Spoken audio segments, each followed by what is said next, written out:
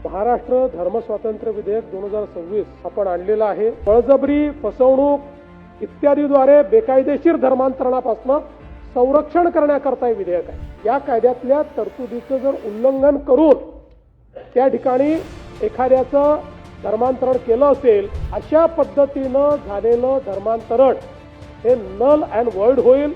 हे धर्मांतरण झालेलं नाही अशा पद्धतीनं शून्यवत व निरर्थक असं त्या ठिकाणी होईल। धर्मांतरण जर कोणाला करायचं असेल तर सर्वोच्च न्यायालयाने सांगितल्याप्रमाणे त्याची तरतूद यात केलेली आहे। व्यक्तीचे आई वडील, भाऊ बहीण अथवा अशा व्यक्तीशी रक्ताचे किंवा वैवाहिक किंवा दत्तक नाते असेल, अशा कुठल्याही व्यक्तीला त्या ठिकाणी ती तक्रार देता येईल।